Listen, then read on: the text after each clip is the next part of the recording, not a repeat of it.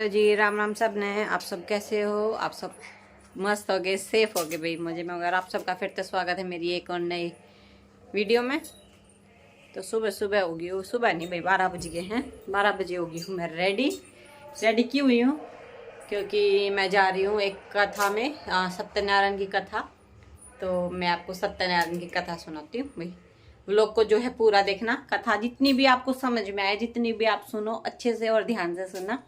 और जो भी मेरे चैनल को पहली बार देख रहे हैं वो मेरे चैनल को सब्सक्राइब कर लो। मेरे चैनल पे कमेंट करके ज़रूर बताया करो कोई आपको मेरे जो है वीडियोस कैसी लगती हैं। तो चलो फिर चलते हैं, टाइम वेस्ट ना करते हुए।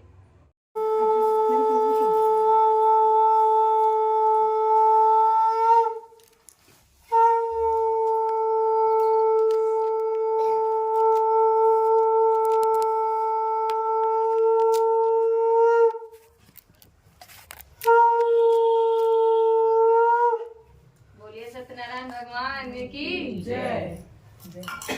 शुक्लां ब्रह्म विचार सारि परमां माद्यां जगत व्यापिनीं मेढा पुस्तक धारिणीं भयदां जाड्यान्धकारापहार हस्ते स्फाटिकमालिकां विदधतीं पद्मासने संस्थितां वन्दे त्वां परमेश्वरीं भगवतीं बुद्धिप्रदां शारदां श्री सरस्वत्यै नमः। पुराण पुरुषोत्तमाय नमः। बोली श्री सत्यनारायण भगवान की जय। एकदा नैमिषारण्य सनकादि प्रवचमुनिया सर्वेषु तम पौराणिकम खलु। एक समय नैमिषारण्य तीर्थ में सनकादि 88,000 ऋषियों ने श्री सूत जी महाराज से पूछा कि हे प्रभु, इस कलयुग में वेद विद्या से रहित मनुष्यों को प्रभु भक्ति किस प्रकार मिलेगी तथा उनका उद्धार कैसे होगा। इसलिए हे मुनि श्रेष्ठ, ऐसा कोई तप कहिए जिससे थोड़े समय में पुण्य प्राप्त होवे तथा मनोवांछित फल मिले। वह कथा सुनने की हमारी प्रबल इच्छा है। सर्वशास्त्र ज्ञाता श्री सूत जी महाराज बोले कि हे वैष्णवों में पूज्य, आप सबने प्राणियों के हित की बात पूछी है, इसलिए मैं उस श्रेष्ठ व्रत को आप लोगों से कहूंगा जिस व्रत को नारद जी ने लक्ष्मी नारायण से पूछा था और लक्ष्मीपति ने मुनि श्रेष्ठ नारद से कहा था। सो ध्यान से सुनिए। एक समय योगी राज नारद जी दूसरों के हित की इच्छा से अनेक लोकों में घूमते हुए मृतलोक में आप पहुंचे। वहां बहुत योनियों में जन्मे हुए प्रायः सभी मनुष्यों को अपने कर्मों के द्वारा अनेकों प्रकार के दुखों से पीड़ित देखकर सोचा कि किस यत्न के करने से निश्चयहीन प्राणियों के दुखों का नाश हो सकेगा। ऐसा मन में सोचकर विष्णु लोक को गए। वहां श्वेत वर्ण और 4 भुजाओं वाले देवों के इस नारायण को देखकर, जिनके हाथों में शंख चक्र गदा और पद्म थे तथा वनमाला पहने हुए थे, उनको देखकर स्तुति करने लगे कि हे भगवान, आप अत्यंत शक्ति से संपन्न हैं। मन तथा वाणी भी आपको नहीं पा सकती है।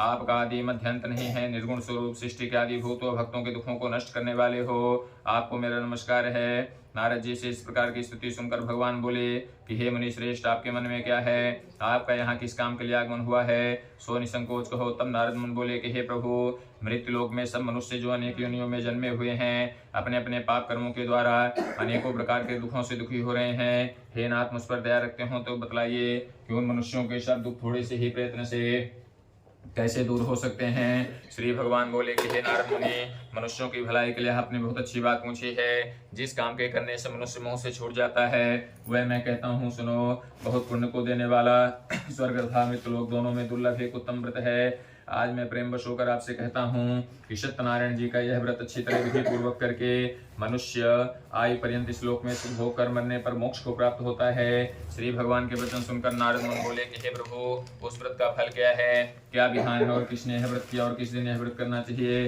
कृपया विस्तार से कहें। भगवान बोले, दुख शोक आदि को दूर करने वाला, धन धान्य को बढ़ाने वाला, सौभाग्य तथा संतान को देने वाला, यह व्रत सभी स्थानों पर विजय दिलाने वाला है।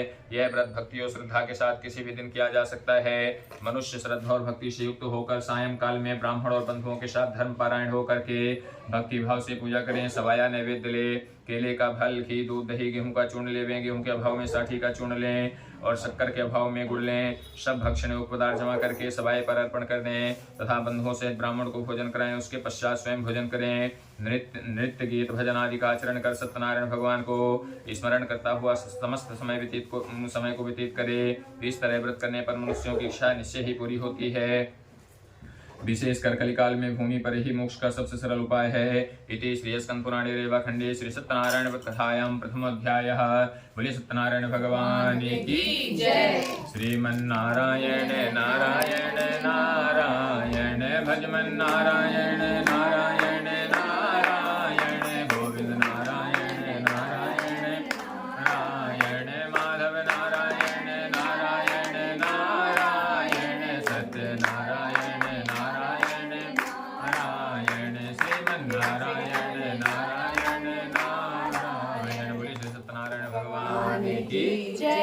अथ द्वितीयोऽध्याय हो। हिंदी समझ में आ रही है? आ रही समझ में? नहीं आए तो बताना, फिर अंग्रेजी में समझाएंगे।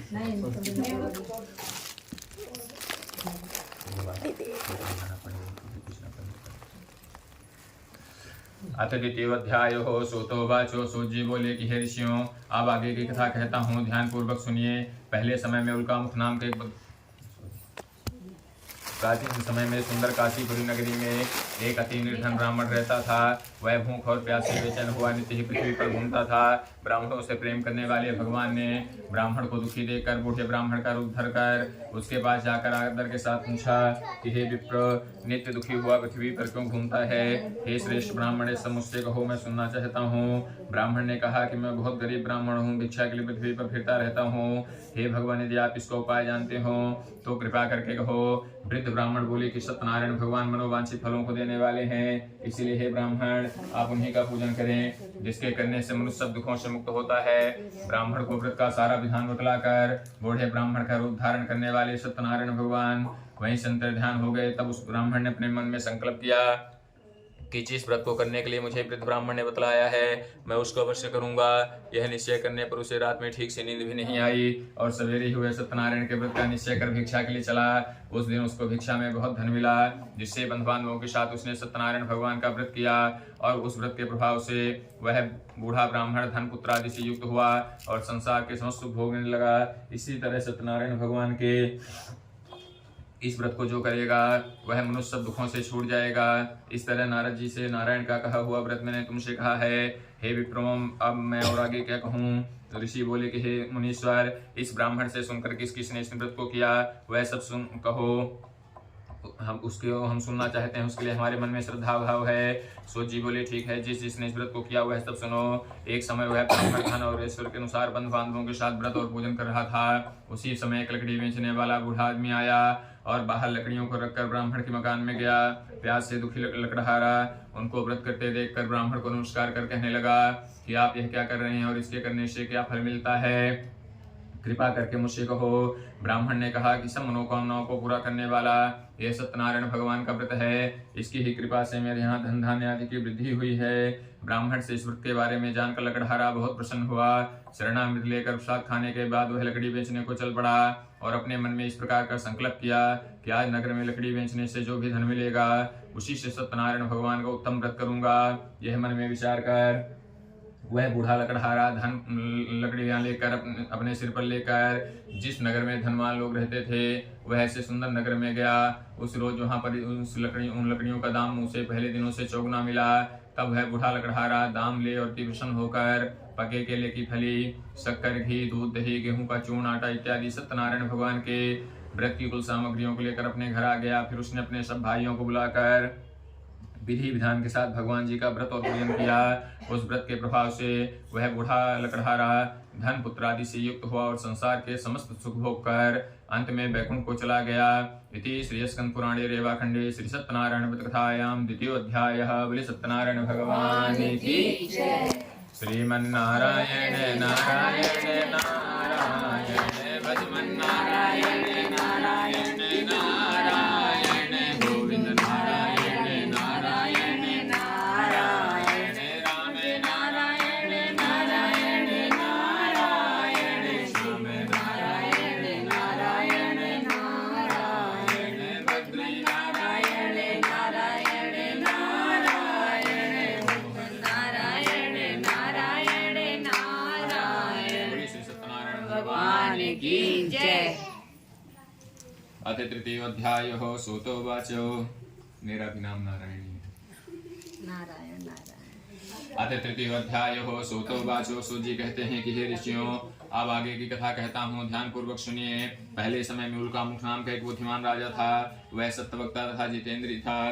प्रतिदिन देवी स्थानों में जाता तथा गरीबों को धन देकर उनके कष्ट दूर करता था। उनकी पत्नी कमल के समान मुख वाली सती और साध्वी थी। भद्रशिला नदी के तट पर उन दोनों ने सत्यनारायण भगवान का व्रत किया। उस समय वहां साधु नामक एक वैश्य आया जिसके पास व्यापार के लिए बहुत सा धन था। वह नाव को किनारे पर ठहरा कर राजा के पास गया और राजा को व्रत करते हुए देखकर विनय के साथ पूछने लगा कि हे राजन, भक्ति युक्त चित्त से आप यह क्या कर रहे हैं? मेरी सुनने की इच्छा है।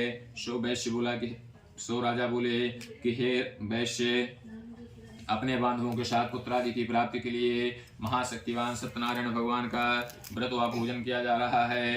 राजा के वचन सुनकर यह वैश्य आदर के साथ बोला कि हे राजन, मुझे भी इसका सब विधि विधान कहो। मैं भी आपके कथनानुसार इस व्रत को अवश्य करूंगा, क्योंकि मेरे भी कोई संतान नहीं है और निश्चय ही इस व्रत को करने से मेरी संतान होगी। राजा से सब विधान सुनकर व्यापार से निवृत्त है आनंद के साथ घर आ गया और साधु ने अपनी स्त्री से संतान देने वाले उस व्रत का समाचार सुनाया और कहा कि जब मेरे यहाँ संतान होगी तब मैं भी इस व्रत को अवश्य करूंगा। एक दिन उनकी पत्नी लीलावती पति के साथ सांसारिक धर्म में पवित्र होकर सत्यनारायण भगवान की कृपा से गर्भवती हो गई तथा 10वें महीने में उसकी एक सुंदर कन्या का जन्म हुआ। दिनों दिनों है कन्या इस तरह बढ़ने लगी जैसे शुक्ल पक्ष का चंद्रमा बढ़ता है, इसलिए कन्या का नाम कलावती रखा गया। तब लीलावती ने मीठे शब्दों में अपने पति से कहा कि हे स्वामी, आपने जो संकल्प किया हुआ था कि भगवान जी का व्रत करूंगा, अब आप उसे करिए।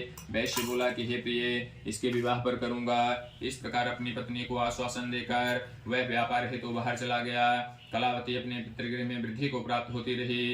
एक दिन वैश्य ने नगर में सखियों के साथ अपनी पुत्री को देखा तो तुरंत दूध बुलाकर कहा कि पुत्री के वास्ते कोई योग्य वर देख कर लाओ।